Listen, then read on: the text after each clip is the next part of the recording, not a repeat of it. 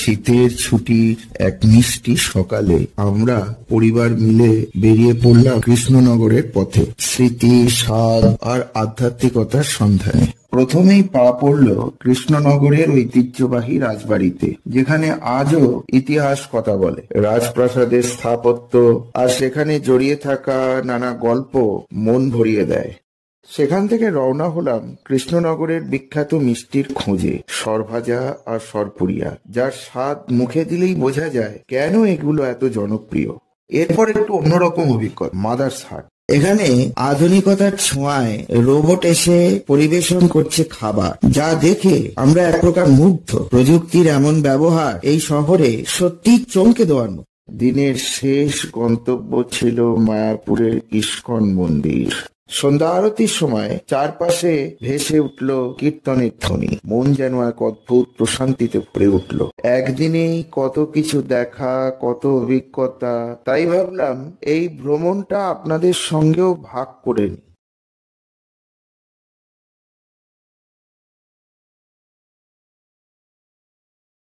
আজকে 29শে ডিসেম্বর, আমরা দেখো বেরিয়ে পড়লাম। এই যে আমাদের গাড়ি এসে গেছে, দেখতে পাচ্ছ।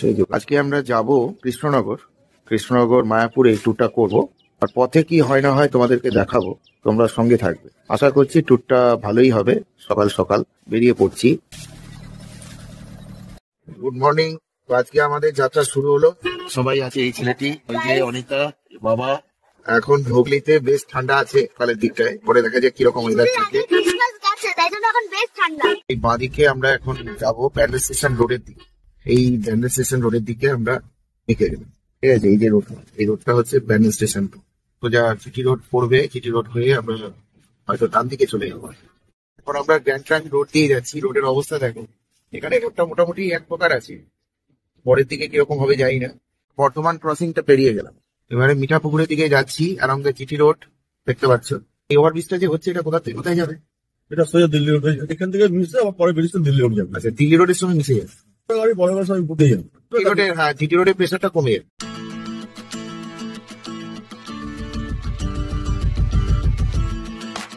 Turn right onto Barakpur Kalyani Expressway. Heading towards State Highway 6.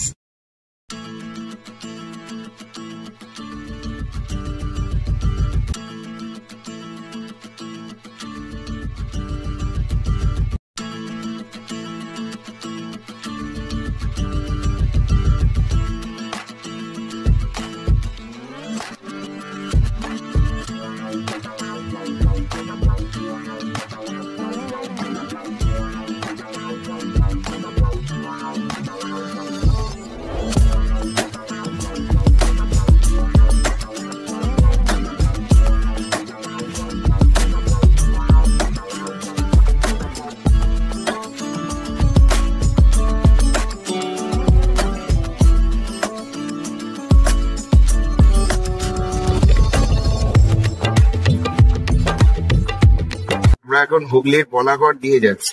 এখানে দুপাশে সুবিস্তৃত চাষের ক্ষেত দেখা যাচ্ছে।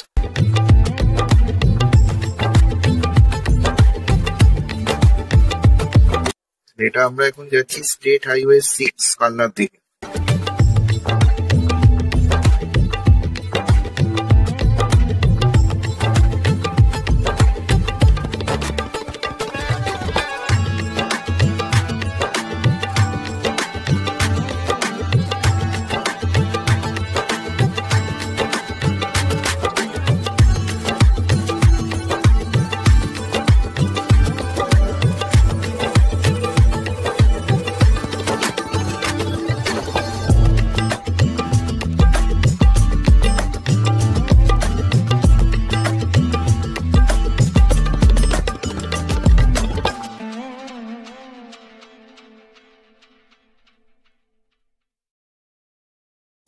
ও, এই যে এদিকে হচ্ছে Kalna station. Take the next right. আর এদিকটা হচ্ছে ব্যান্ডেল স্টেশন। যাই হোক, এখান থেকে তার মানে বর্ধমানে ঢুকলাম। হুগলি জেলার শেষ, বর্ধমান জেলার শুরু। এটা হচ্ছে বৈদ্যপুর মোড়, কালনা। তো আমরা এখন কালনায় এসে গেছি। এখন 10টা 3, বৈদ্যপুর মোড়ে দাঁড়িয়ে রয়েছি।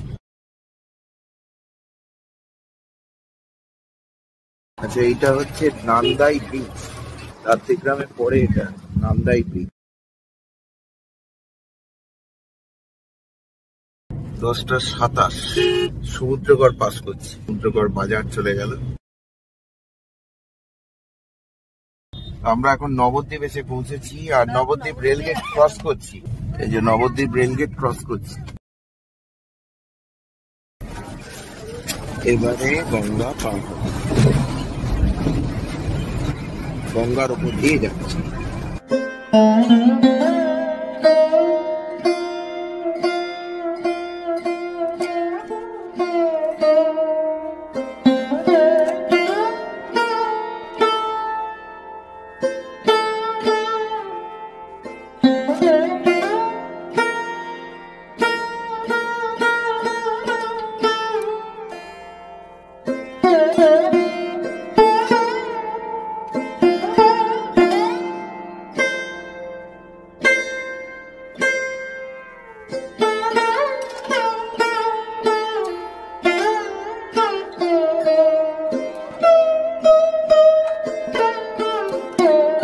নবদ্বীপের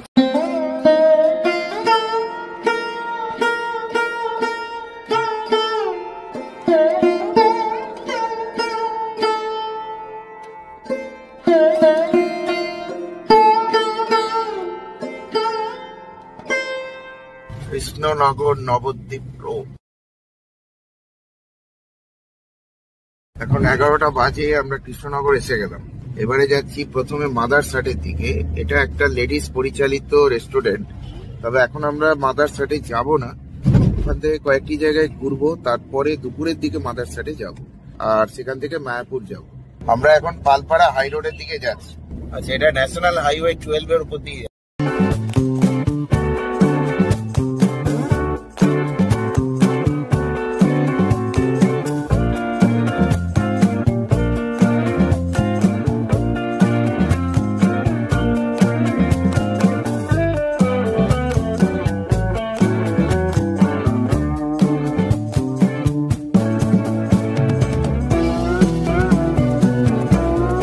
বন্ধুরা, এখন আমি আমাদের এক রিলেটিভের বাড়িতে এসে পৌঁছেছি কৃষ্ণনগরে। এটা আমার মিসেস এর মামার বাড়ি।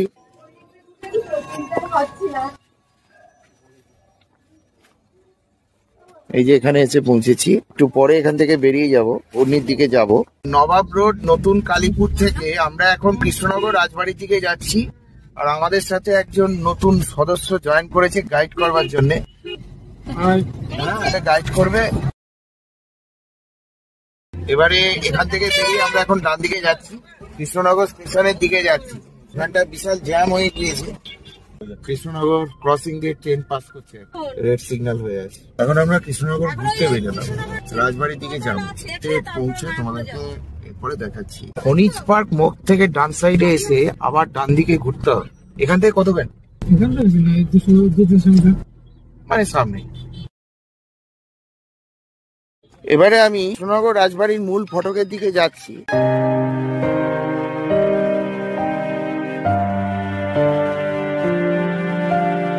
এই রাজবাড়ি বছরে দুবার খোলা হয়, তার মধ্যে জগদ্ধাত্রী পুজোর সময় 2 দিন খোলা থাকে, বাকি সময়তে বন্ধ থাকে।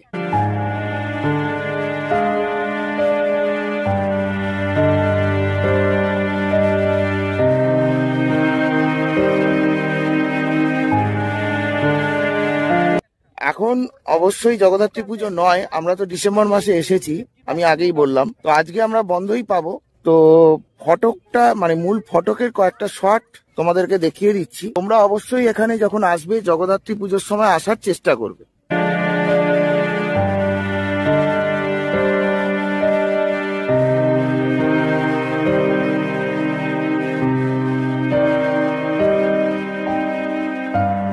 এর ভেতরে অনেক ঐতিহাসিক জিনিস আছে, যারা ইতিহাস ভালোবাসো তারা এখানে এসে অনেক জিনিসই দেখতে পাবে। আর এই মহারাজা কৃষ্ণচন্দ্রের সঙ্গে গোপাল ভাঁড়ের একটা রিলেশন ছিল, তো যারা গোপাল ভাঁড় সম্পর্কে জানতে চাও তারাও এখানে আসতে পারবে।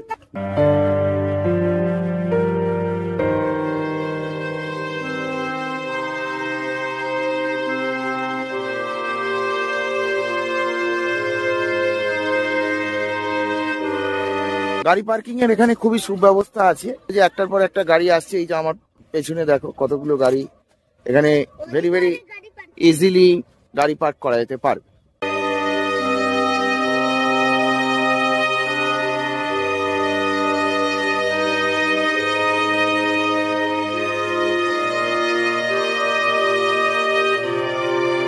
আমরা এখন এখানকার সব থেকে বিখ্যাত মিষ্টির দোকান অধরের মিষ্টির দোকানের দিকে যাব।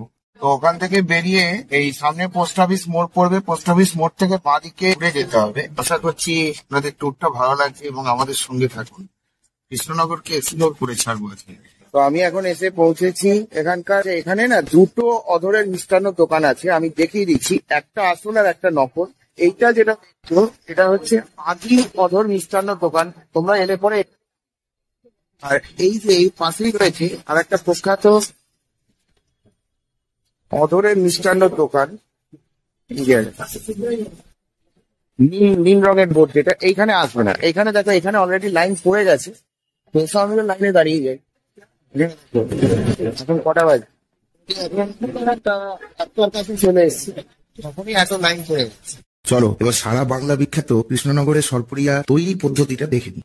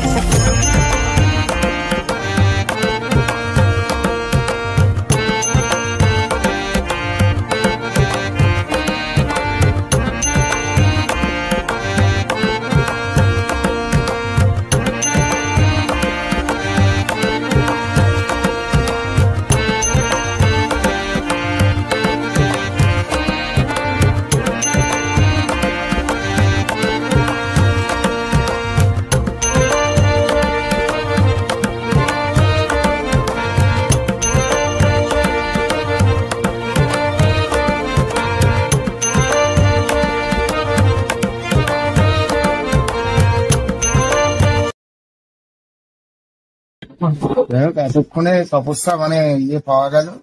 এখন আর মাত্র 4 কেজি আছে বলছেন।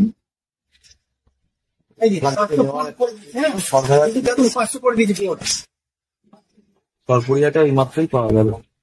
তাহলে কৃষ্ণনগর কোর্টের রাস্তা আমরা এখন চলে এলাম অধর চন্দ্র দাসের ওখান থেকে বেরিয়ে। তোমরা যে মিষ্টি কেনাটা দেখলে এবং মিষ্টি প্রিপারেশনটাও দেখিয়ে দিলাম। এখন আমরা যাচ্ছি ঘূর্ণিতে। লাইনে মোটামুটি 30 মিনিটের কাছাকাছি দাঁড়াতে হলো, আর আমাদের পরে আর বেশি নেই। তো এখানে যারা যারা আসবে সাজেস্টেড সকাল আসতে হবে। এখানে 7:30টার সময় দোকান খুলে, আমি যেটা জানলাম সরবাজারটা আগে শেষ হয়ে যায়, সরবাজার খরিদ্দারটা অনেক বেশি যেটা দেখলাম। এখানে দেখো একটা নেতাজি স্ট্যাচু এসে গেল, মানে যদি কেউ আসে চিনিয়ে যাচ্ছি। আমরা এখন ঘূর্ণির দিকে যাচ্ছি যেখানে মাটির পুতুল তৈরিটা হয়। ওখানেও রাজা কৃষ্ণচন্দ্র দাস ঢাকা থেকে মৃৎশিল্পী নিয়ে এসে ওখানে ঘূর্ণি নামে একটি গ্রামে এই কুমোরপাড়া তৈরি করেন 1727 বা 28 খ্রিস্টাব্দের দিকে। দেখা যাক যদি ওখানেও আমরা কোনো মাটির কাজ দেখতে পাই তো সেটা আমাদের ভাগ্য হবে। এখান থেকে গিয়ে রাস্তা বেঁকে যাচ্ছে। এখানে দেখো একটা ক্লক টাওয়ার। আমরা কোর্টটা পার করে এলাম, তারপরে হচ্ছে ক্লক টাওয়ার। ডান দিকে যাওয়া হবে, মানে এই সাইডে পোস্ট অফিস, মানে এই সাইডে। তো এখান থেকে এবারে হচ্ছে বাঁদিকে। এখানে দেখো গান্ধী স্ট্যাচু আছে। গান্ধী স্ট্যাচু থেকে বাঁদিকে গেলাম প্রতিভা জুয়েলার্স। এই রাস্তা দিয়ে সোজা চলে যাচ্ছে। যারা চিনবে না তাদের জন্য আমি দেখিয়ে দিচ্ছি, যারা নিজেরা আসবে। আচ্ছা, এরপরে হচ্ছে এটা হচ্ছে bus stand, Krishnanagar bus stand, এবং এখান থেকে আমরা বাঁদিকে বেঁকে গেলাম। তার আগে পুলিশ লাইন ক্রস করেছি। প্রথমবার আমি ঘূর্ণিতে যাচ্ছি, কিরকম অভিজ্ঞতা হবে। আমি তো চাই যে ওদের যারা মানে কোনো পুতুল তৈরি যদি ওয়ার্কশপ কিছু দেখা যেতে পারে, যেরকম এখানে আমি মিষ্টির তৈরিটা বাজার কলকাতা তৈরি না হলে মোটামুটি প্রসেসিংটা দেখালাম। ওখানে দেখা যাক কি ভাগ্যে আছে। আমরা এখন ঘূর্ণিতে প্রবেশ করে গেছি, এখন বাজে 1:36। এইটা করে আমরা মাদারহাটে যাব, এরকমই প্রোগ্রাম। আর তারপরে মায়াপুর যাব। এখান থেকে গিয়ে এই যে দুটো রাস্তা, একটা বাঁ দিকে একটা ডান দিকে, আমরা ডান দিকের রাস্তায় চলে যাচ্ছি। আচ্ছা, এইগুলো হচ্ছে পুতুলের দোকান। এখানে সাইড করে দাও। আচ্ছা, এখানে কৃষ্ণনগর ক্লে ওয়ার্কস বলে একটা দেখতে পাচ্ছি। এখানে প্রচুর পুতুলের দোকান। তো দেখ,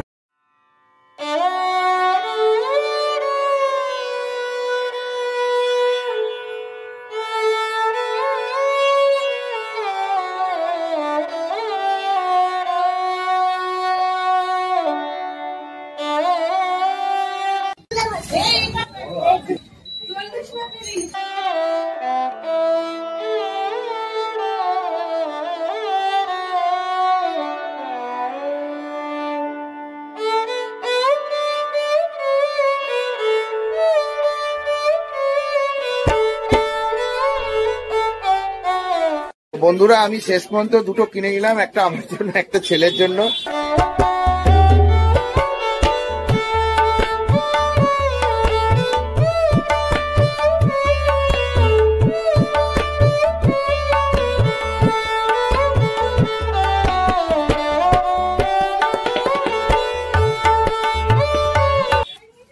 আমি নিলাম এইটা।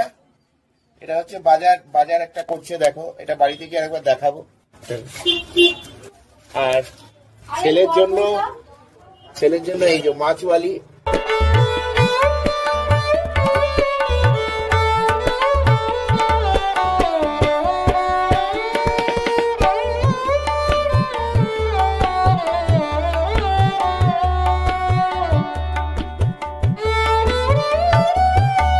এগুলো সব 100 টাকা করে পড়েছে, বলছে তো পোড়া মাটির।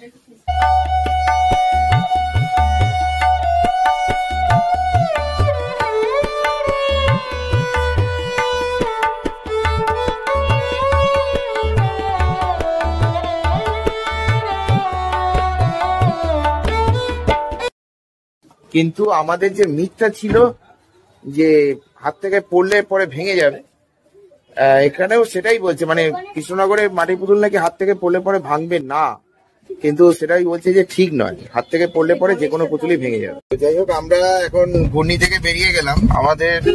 আমরা এখন যাচ্ছি লাঞ্চ করবার জন্য মাদারহাটে। এখান থেকে মোটামুটি 15 মিনিটের রাস্তা হবে। সামনে আসছে কৃষ্ণনগর জেলখানা, জেলের প্রাচীর দেখা যাচ্ছে এখানে।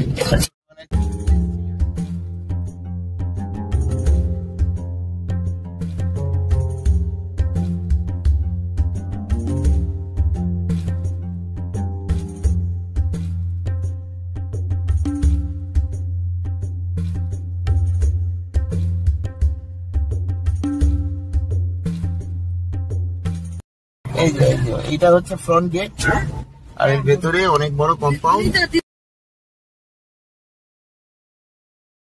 এবার আমরা চলে এলাম মাদারহাট।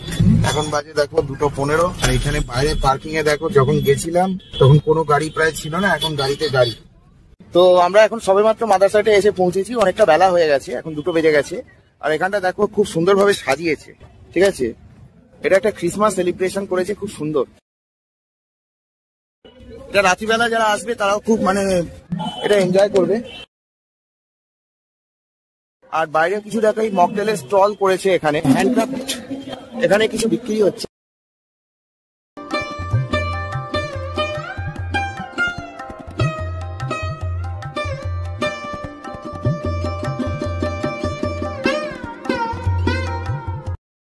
তো এখানে টোকেনটা জাস্ট আমি নিয়েছি, এখন 1 ঘন্টা মতন বসতে হবে। ভিড় আছে, এই দেখো প্রচুর ভিড় আছে। আমি বসুধার টোকেন নিয়েছি, আর এখানটা দেখো খুব সুন্দর করে সাজানো হয়েছে।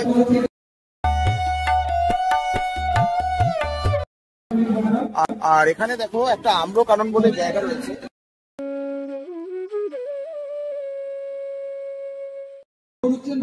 ঠিক আছে, আমি এখানে খাবো না, একটু দেখি। আর এখানে প্রোগ্রামও হচ্ছে।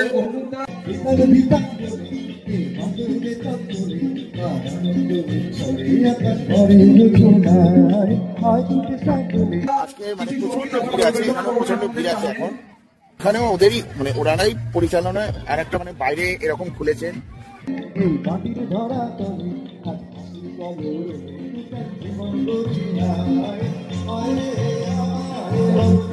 এটা হচ্ছে আম্রকানন, এবং এখানে দেখো প্রচন্ড ভিড়ের একটা ছবি দেখিয়ে দিচ্ছি। এখানে লক্ষ্য করো, এই দেখো এইরকম মেজর টেবিল গুলোতে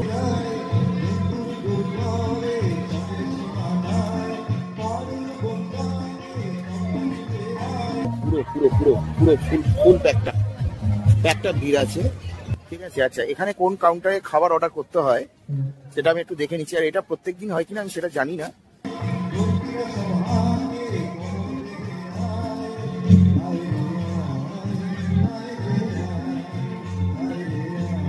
বাট আজকে রবিবার। আচ্ছা, এখানে একটা বাফেটের ব্যবস্থা দেখতে পাওয়া যাচ্ছে।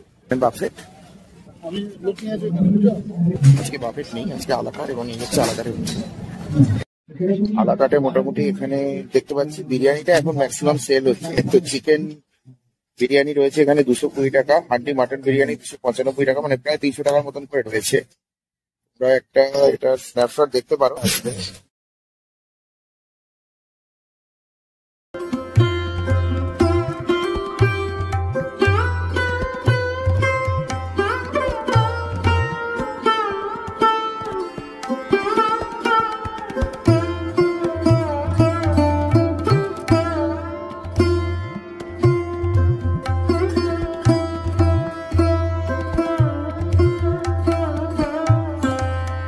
তাহলে শেষমেশ ডাক এলো, প্রায় 3টে বাজে এখন।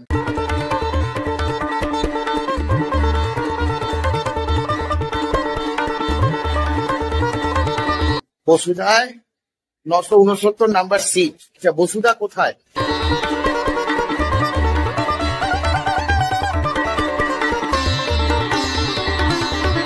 এখানে দেখো, এখানে 5টা এরকম ঘর আছে, বিভিন্ন নামে। এইটা বসুধা, এইটা ডান দিকেরটা, এটা দেখেই আমি চিনতে পেরেছি, কারণ এটা আমি বহুবার দেখেছি।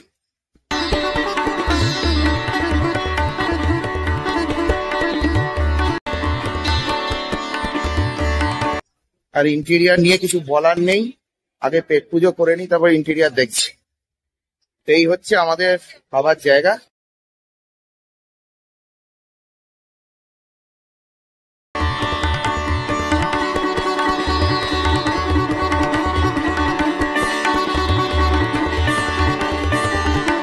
আর এখানে দেখো পুরো ফুল প্যাকটা, ফুল। আর আশা করছি রোবটের মাধ্যমে খাবার দেয়, যেরকম শুনে এসছি। এখনো পর্যন্ত রোবট দেখতে। এখানে দেখো মেনুটা মোটামুটি একটা বইয়ের মতন, এটা নিয়ে এক্সারসাইজ করা যায়। আচ্ছা, এই মেনুগুলো কি সব অ্যাভেলেবল? ঠিক আছে, তুমি একটু দেখে নিতে পারো পজ করে, আমি পরে কার্ডটা পুরোটা আবার দেখিয়ে দেবো। এই যে রোবট অনন্যা আসছে, খাবার নিয়ে এসছে।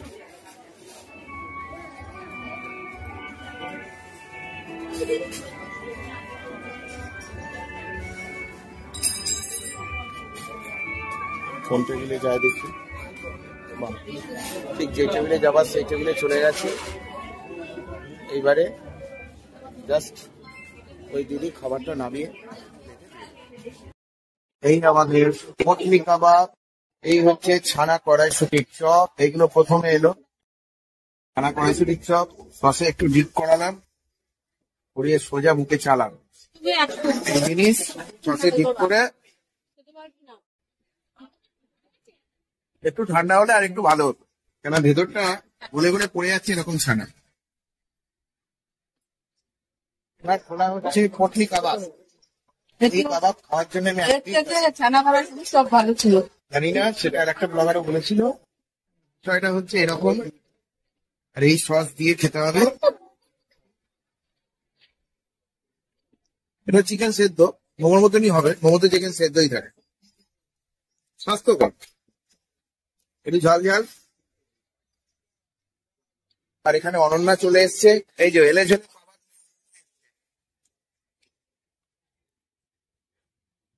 এই এসে গেল এলো ঝেলো কাবাব। অনন্যা আবার চলে যাচ্ছে পরে খাবার আনবার।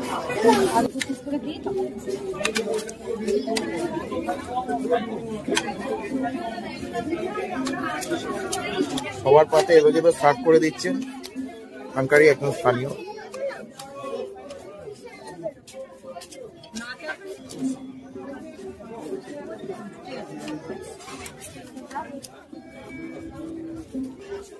মানে তিনটে স্টার্টার খেলাম, 3 রকম টেস্ট। চিকেন বিরিয়ানি এসে গেছে, আমার সেই লেবু লঙ্কা রুটি, আর আর একটা চিকেন বিরিয়ানি। এখন বিরিয়ানি চলছে, ঠিক আছে, দারুণ। আবার আসতে হবে মনে হচ্ছে।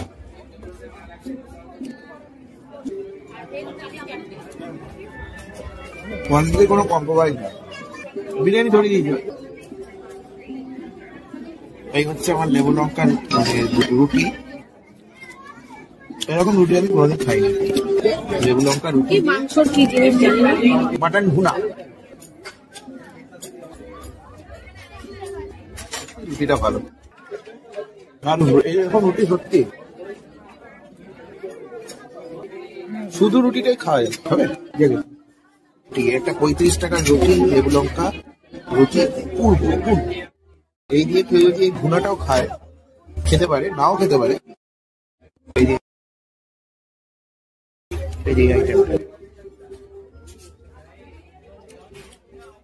দারুন, বেস্ট।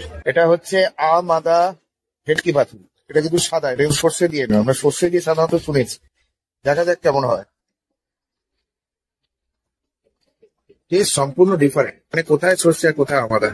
মাছটা একটু দেখা যায়, বলে ভোলা বেশি আমি চিনি না, যাই হোক সলিড মাছ, ডিফারেন্ট। এই মুহূর্তে আমাদের খাওয়া শেষ হলো, আমরা এখন বেরিয়েছি। আচ্ছা, একটা কথা বলে দিই যে এখানে দুটো খাওয়ার ব্যবস্থা, একটা তো মানে এই সাইড দিয়ে ঢুকে গিয়ে যেটা মেন খাওয়ার ব্যবস্থা, আর আগেও যেটা বলেছি যে এই দিকটা হচ্ছে বনভোজনের ব্যবস্থা। বনভোজনটা আমি তোমাকে দেখিয়েছি। যারা ওয়াশরুমে যেতে চাও, সাইড দিয়ে গিয়ে এই দিকে সোজা, এবং খুব ওয়াশরুমে খুব ভালো ব্যবস্থা, অত্যন্ত ভালো ব্যবস্থা। আর এই যে টোকেন নাম্বার ডাকা হচ্ছে, লক্ষ্য করো টোকেন নাম্বারটা ডাকা হচ্ছে। টোকেন নাম্বার মানে লিখিয়ে বা টোকেন নিয়ে এইরকম অপেক্ষা করতে, যেটা আমি অনেকক্ষণ অপেক্ষা করেছি। তারপরে তোমাদের টোকেন নাম্বার ডাকা হবে যখন, তখন তুমি ওই গেট ঢুকবে।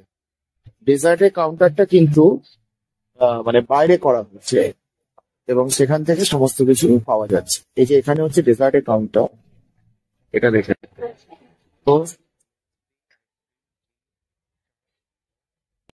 তো একবার দেখতেই হবে। লোভনীয় লোভনীয় সমস্ত আইসক্রিম, বিক্রি হচ্ছে। এখানে ওরকম টোকেনেরই ব্যবস্থা আছে, ঠিক আছে। ক্রিসমাস তো চলে গেছে, আমরা তো আজকে এসেছিলাম মানে between Christmas and happy new years. তো ক্রিসমাসের বন্ধ গায়ে মেখে বলতে পারো, প্রত্যেকে দেখলাম যে পুরো ফুল প্যাকটা। তার মধ্যে ওরা কিন্তু খাবার কোয়ালিটি নিয়ে সত্যি কোনো কম্প্রোমাইজ করেনি এবং সার্ভিস নিয়েও কোনো কম্প্রোমাইজ করেনি। ঠিক আছে, তো আর একবার আসার মানে আমার তো নিজস্ব ঐকান্তিক ইচ্ছা রইলই, বা অবশ্যই আসবে মাদারসাট, এটা একটা ডেস্টিনেশন হতেই হবে। যাই হোক, এরপরে আমরা মায়াপুরের দিকে চলে যাব এবং তারপরে মায়াপুর থেকে আমরা দেখব। মাদারহাট থেকে আমরা এইমাত্র বেরিয়ে পড়লাম, এখন আমাদের গন্তব্য হচ্ছে মায়াপুর। দেখা যাক যদি সন্ধ্যা আরতিটা দেখতে পাই না কি দেখতে পাই, সেখানে গিয়ে আমরা তোমাদের দেখাবো। এই সময় কখনো মায়াপুর আমি যাইনি, গত দুবার মায়াপুর গেছি, ভোগ খেয়েছিলাম, তখন অবশ্য কোনো ব্লগ করতে পারিনি। সন্ধ্যেকালে বিকেল বেলায় মায়াপুরের দৃশ্য কিরকম সেটা একটা কৌতূহল আছে, দেখা যাক কি হয়।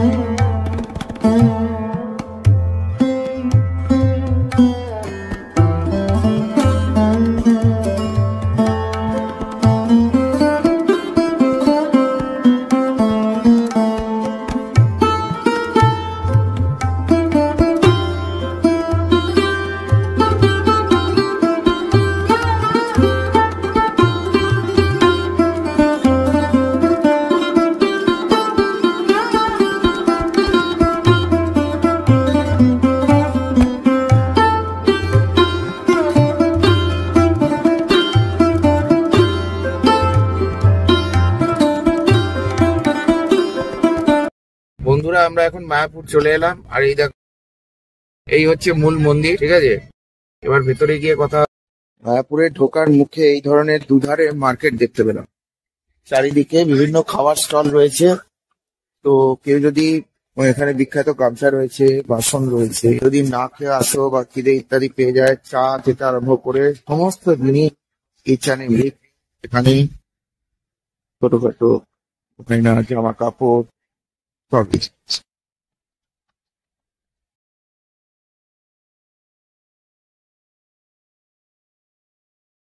চন্দ্রোদয় মন্দিরের ঘাট, আর তার পাশেই হচ্ছে এটা হচ্ছে মাধবস কিচেন। এখানে সব রকম খাবার পাওয়া যায়, মোমো থেকে আরম্ভ করে। সেখানে খাওয়া দাওয়ার কোনো অসুবিধাই হবে। রাস্তাতে সমস্ত রকমের বাস চলাচল করে। এখন আজকে ভিড়ে হারিয়ে যাওয়াটাই স্বাভাবিক, তবে আজকে আমরা মনে হচ্ছে রাতের মায়াপুর দেখব। আগেই বলেছিলাম বিকেলের সময় হয় দেখবো, এবং এখানে আমরা দেখতে পাচ্ছি জলস্থান। এটা আলো করলে পরে এই জায়গাতে অখণ্ড হরি সংকীর্তন সবসময় হতে থাকে।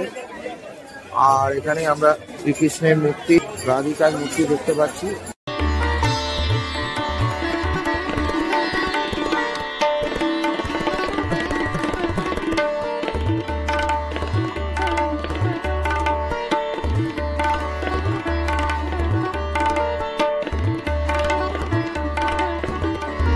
এইটি হচ্ছে শ্রীল প্রভুপাদের মন্দির, আর এইখানেই হচ্ছে ফোয়ারা। এই ফোয়ারার ডান দিকে, কিন্তু এটা যেতে গেলে ওই যে উঠছে ওরকম ভাবে উঠে ওপর দিয়ে যেতে হবে।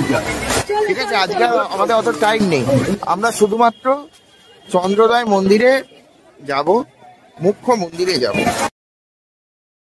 চন্দ্রোদয় ভবন যাবার টাইমে এইটা দেখে নাও, প্রসাদমে দেখো এসি থালি, শোতান ভবন, বাফেট অ্যান্ড এসি থালি, পদা ভবন, ব্রেকফাস্ট স্ন্যাক পদা ভবন, lunch and dinner, buffet, AC thali, পদা ভবন।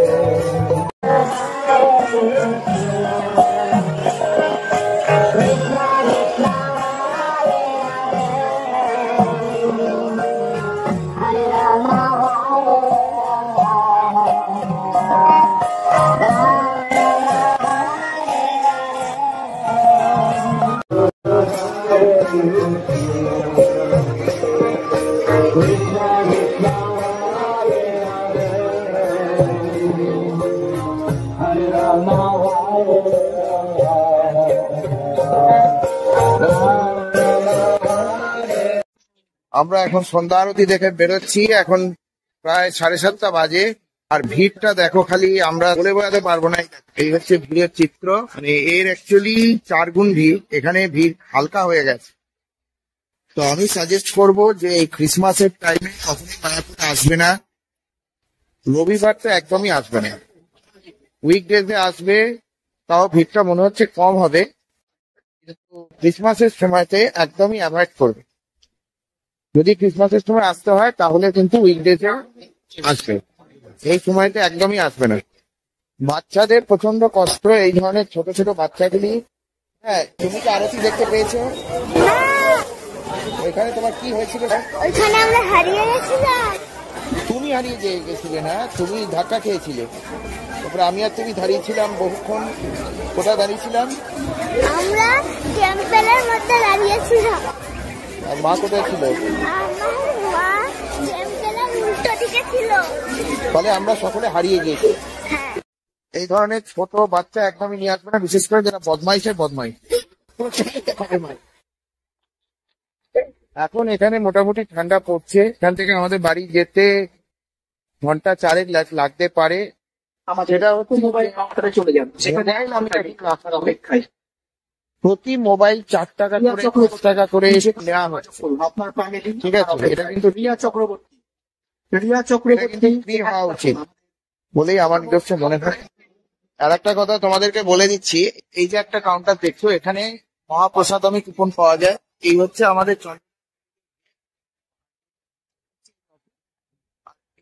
একটা অফিস আছে এখানে, এই অফিসেও এই কুপন পাওয়া যায়। আর 45 টাকা থেকে এখন স্ট্যাক, আর ওদিকে 80 টাকা ইত্যাদি কুপনও আছে।